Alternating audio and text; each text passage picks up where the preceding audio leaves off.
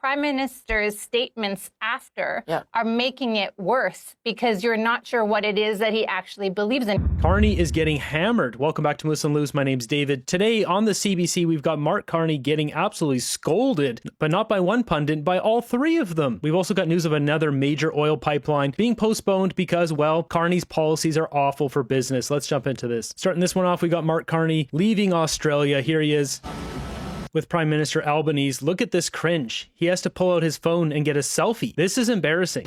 Sure. They already get a photo with a photographer. Look at this. Yeah, okay. Moving ahead, we've got IFM investors want to pump $10 billion into Canada. Really? So this is a investment group out of Australia. Francois Philippe Champagne pushing the same thing here. Big vote of confidence in Canada. Yeah. What are they going to be investing in? Australian and Canadian pension funds are leading in infrastructure investment, co-investing on behalf of workers in roads, ports, energy, water, data centers globally. This doesn't really tell us all that much. Carney wants to mobilize the pension funds. Once again, we got this absolute bombshell here. Canadian Naturals holding off on its oil sands mine expansion because of the Carney government. Another hit to the economy because of regulations in Ottawa. $8.2 billion. As we see, they defer $8.25 billion oil sands mine expansion, citing regulatory uncertainty. Project on hold until the company gets more clarity around carbon pricing and methane emission rules. This just goes to prove that this is hurting our economy. If there wasn't this in place, the carbon pricing, they would go ahead with this. We would have more jobs being created. Mark Carney is destroying our country. This is proof of it right here. As you see down here, Canadian Natural Resources is deferring oil sands expansion as it waits for Ottawa to finalize environmental policies. What's even more ironic about this is Mark Carney's invested in Canadian Natural Resources. It's one of 3 Canadian companies that he's invested in. Right here, Canadian Natural Resources Canada. So this one's posted by the Globe and Mail here. It says Canadian Natural Resources has hit pause on this. This is oil sands mine in northern Alberta, citing uncertainty. This is only going to piss off the Albertans even further and stir up more separatist movement there. It says the Jack Pine project would have included the construction of a new extraction and treatment processing plant, was slated to increase Calgary-based bitumen production by 150,000 barrels a day. It says here, a call on Thursday, it was being deferred due to a lack of finalization of the government regulatory policies around carbon pricing and methane, which creates uncertainty, economic burden for our long-term growth. Carney's destroying our country. Mr. Stoltz said the company will wait until the federal and Alberta governments iron out new rules to figure out if the project remains economically viable. Carbon pricing and emission policies form part of the sweeping energy agreement signed by the 2 governments in November. So it goes on to, recap that $95 a ton going up to $130 a ton. It did not set a deadline, but both sides committed to agreement on carbon pricing by April 1st. So as in a couple weeks, 3.5 weeks. This is so sad. This guy gets into power and all he cares about is enriching himself and just destroying lives across the nation with this stuff. It's just one company after another. They're going to probably put their money down in America where they'll be welcomed and not punished. And meanwhile, we've got Julie DeBruce coming out with this. Today at Carbon Removal Day, I announced that the Government of Canada is founding member of the Advanced Carbon Removal Coalition. What a joke. We are mobilizing $100 million to build high integrity carbon removal market right here in Canada. They want to build the Pathways Project, all this nonsense. They can't even tell us what the Pathways Project does for Canadians. What does it provide for us? For our tens of billions of dollars, what do we get? The answer is zilch.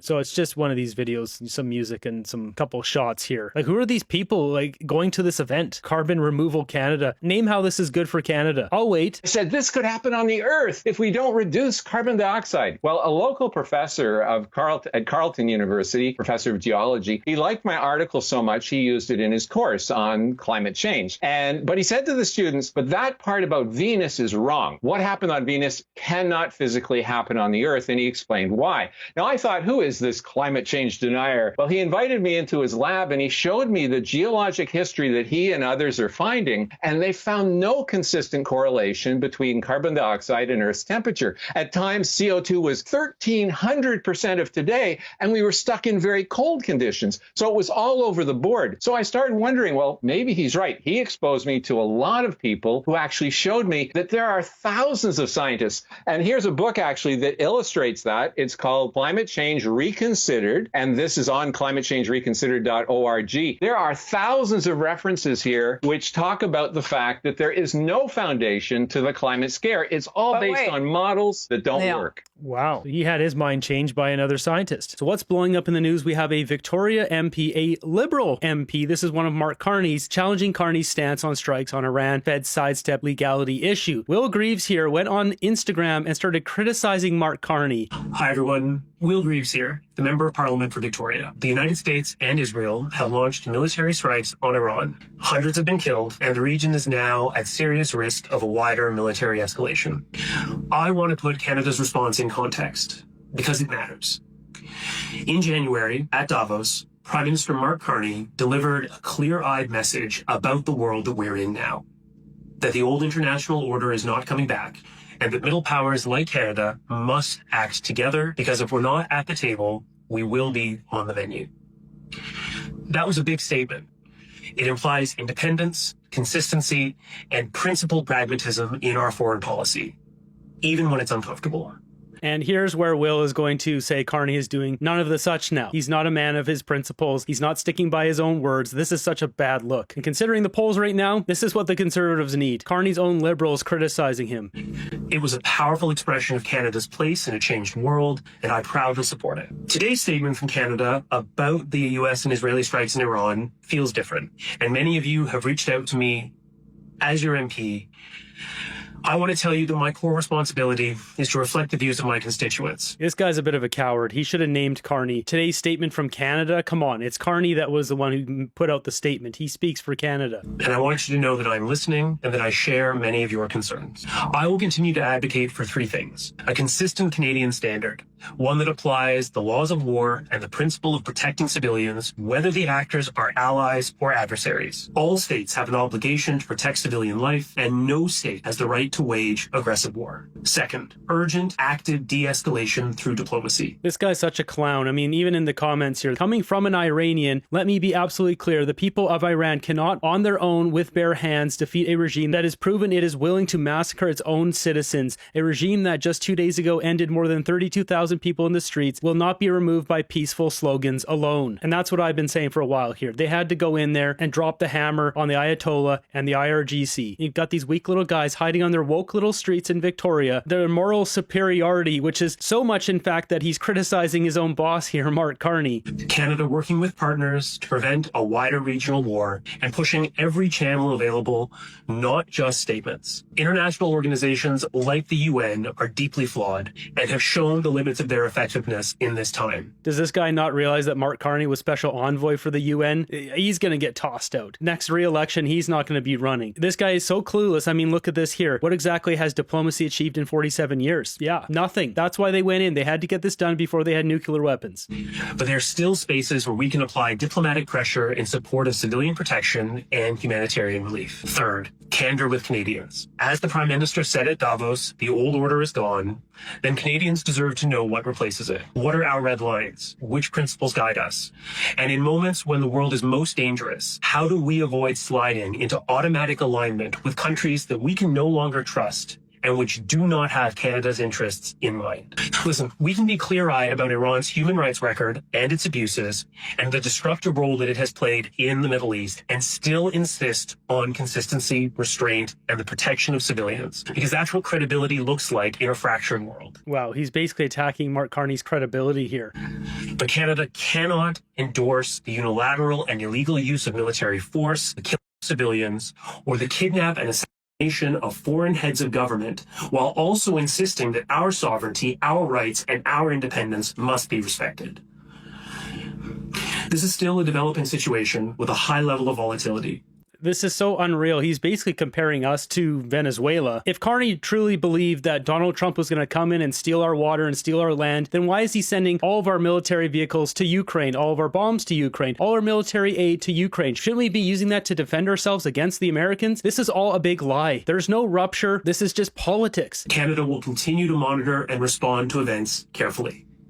And I will keep listening, and I will keep advocating for a Canadian approach that's principled, pragmatic, and consistent, especially when the pressure on us from outside actors is highest. Jumping over to CBC here, we have all three pundits here blasting Mark Carney, scolding him. Meanwhile, he's up in the polls, and looking at that polling data really just comes down to, I think, 3% in the polls for every single floor crosser, and then the additional 1 or 2 for flying around the world and signing these fake phony deals that people don't look into. That's where you basically get this bump of about 10 or 11%. So as long as that nonsense stops, we can flip this around again, but I mean, this is just getting ridiculous.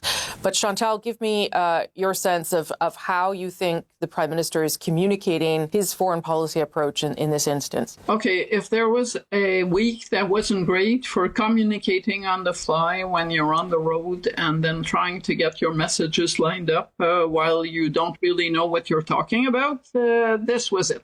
Ouch. So Carney comes out with one position saying he supports Trump, then he doesn't, saying that it breaks international law, then saying, oh, actually, we might send troops over there. Actually, no, that's a bad idea. But the problem is, if you're doing this on the fly, you're doing a news conference, then you don't for 3 days talk to anyone, then you reframe, then you suddenly say, I can't rule it out because it's becoming a bit of a mess. Maybe the next time it would be nice to take a breath to reflect before taking the first position. Not only that, the media that joined him on his plane, I believe they pay $1,500 a day to be there with him, and then he just snubs them, says, nah, you can't ask me any questions. Well, then why are they there? It's insulting to the reporters that go along with him. But of course, he doesn't care about anyone else. He cares about money and getting more of it. And he doesn't care how many lives he destroys in the process. I mean, the Prime Minister's office certainly says those comments were in relation to NATO and the fact that Turkey had been, they had attempted to strike in Turkey. Andrew, I mean, I was probably being generous in saying the position had evolved. It has evolved, but it's also got increasingly muddy. And I don't know whose fault that is, and I don't know how much damage that could do to the Prime Minister. Yeah, it's been tied inside out 2 or 3 times, but the original problem was the initial statement, which they've been trying to roll back ever since. Right. And I agree entirely with Chantal that why the haste is really interesting to know. Before you're going to decide whether the end justifies the means, it's a good idea if you first of all know what the end is, what the purpose of the exercise is. That's far from clear. Whether that purpose actually How is it far from clear? There's literally terror lords over there that are ending their own citizens. They send their garbage over into our country. It's very clear what the objective is to stamp that crap out. With the purpose you would like it to be about. So the statement was about, well, this is going to prevent Iran from getting a nuclear bomb. It's far from clear that, anyway, that Iran was ever near a bomb, and certainly that whether the United States had other ambitions besides that is also up in the air. But I just mentioned 2 or 3 other things that were not the nuclear bomb. That was the other major one. Iran exports their terror lords and their terror lord activities to other countries, into our country. That's what they do. That's why they're in there. Now, there's going to be other reasons as well, probably sticking it to China, taking away another supply of their oil as well, but they'll eventually get that back. Secondly, you would like to know whether the means you've chosen are likely to achieve that end, whatever it is, and that's far from clear. The planning of this thing is so non-existent. And thirdly, you'd like to know that even if it's going to achieve its end and it's going to use appropriate means to achieve those ends, whether it's going to do so at acceptable cost, whether in human lives or economic disruption or the destabilizing the region. And none of this homework appears to have been done when that initial statement was rushed out. As I say, they've since been walking it back. There's been a lot of debating about, was this, consistent with or in violation of the principles laid out in the Davos speech? In a sense, it's a bit of both, because the speech was about both pragmatism and principle. Mm-hmm. But where it's really offline, it seems to me, with the spirit and intent of Davos was, if there was any message that came out of that speech, it was work together with your allies. Come up with a common front. Don't be trying to curry favor one at a time with the hegemon, because you'll just get played off against each other. And what did Carney do in the initial statement? That was a rush to try to curry favor, and it was just catastrophically ill-designed. I think, though, Althea, and Andrew lays out the complications of this. Like the goals of this mission, this conflict, have changed for Donald Trump, from what he said Saturday to what he's saying now. So look at Rosemary here trying to run cover once again. Well, the goals have changed, and that's why Carney had to flip-flop. He didn't know what the goals were. At first, they want to get rid of the bad guys, but now maybe they wanted to make friends, or maybe they were just going there to buy some camel milk. We don't know what the goals were. Like, get real. It's kind of hard to know how to respond, given it's not really understood what provoked this, what is causing this, what the end is. All the more reason to pause to apply the principles that you say that you have and to consult. And frankly, it doesn't seem like anything was done. I feel like Chantal was even a little bit generous. Like, I wasn't trying to be. She said she could have been more severe. She did say that. I will be more severe. Okay. The Davos speech was about principled pragmatism. What we saw was pragmatism, perhaps, some can debate that, but definitely not an example of the principles that he outlined at Davos, of which respect for the UN Charter was. Then you compile that with the fact that Cabinet wasn't consulted on this. They seem to have realized that, hey, maybe some liberals who have a voice, like Lloyd Axworthy and Bob Rae and others, Will Greaves, the Victoria MP, some of the caucus members might be uncomfortable with the fact that we are not actually supporting something that respects international law. And then this whole talk of international law is just so ridiculous. It doesn't exist. It's not a thing. There's no governing body that comes in and enforces international law. It's hocus pocus. It's insulting to the Iranian people who want to be free to even mention this kind of nonsense. They absolutely despise this talk of international law and where there are the rights being violated of the terror lords. If these people were living in Iran under that oppression for years, they wouldn't be talking about international law. As Andrew talked about, they walked it back. But to me, it was worse than that. He said in that Mumbai chat with the journalists that actually he had had discussions with Donald Trump. So he painted a picture that he was aware this was going to happen, so that actually he was consulted. And then the strikes happen, and then the Canadian government issues its statement. And then a few days later in Australia, the Prime Minister tells us, well, this was entirely predictable. I knew this was going to happen, basically. Well, if that was the case, to all the Canadians who are living in the Gulf, why didn't the Canadian government in that initial statement say, get on a commercial flight and get out of Dubai and get out of Oman and come back home, right? Like you can't have it both ways. Sure. And this is a speech that a statement that seems to want to have it both ways. And the Prime Minister's statements after are making it worse because you're not sure what it is that he actually believes in. He says, I'm not an international law expert. Well, clearly you don't have any around you either because you should know better. Well, and look, I mean, it didn't. Ouch. Not only that, when Carney's in Australia and he's talking about Trump sitting on stage there, remember he was mocking Trump saying, oh, his standing ovation in Davos was bigger than mine. It was definitely bigger, and you're making fun of him. Meanwhile, then he talks about Xi Jinping having that closed door meeting in the first 10 minutes. He said Xi Jinping wanted to lay it out, make sure to talk to him directly. Don't put it in the media. Don't blow it up with all the news outlets. He wanted respect. He wanted direct communication. Carney talked about choosing his words carefully with Xi Jinping. Don't say anything in private you can't say in public, like being respectful. And what does he do to Donald Trump? He mocks him on stage. He respects Xi Jinping and then he mocks Donald Trump. It's so obvious here. He's just trying to piss him off, get a majority government. I don't think that he knew like the timing or anything. I think there have been conversations about Iran, but I don't get the impression that you can't say I wasn't consulted and then say I had discussions with Donald Trump. I get it. Chantal, then Andrew, then I gotta go. Chantal. Yeah, Rosemary trying to clean up here. This is embarrassing. Carney's getting scolded by all three of them. He's getting scolded by his own MP, Will Graves here. And really, I don't think he cares. He doesn't care at all. Not unless his polling numbers start dropping.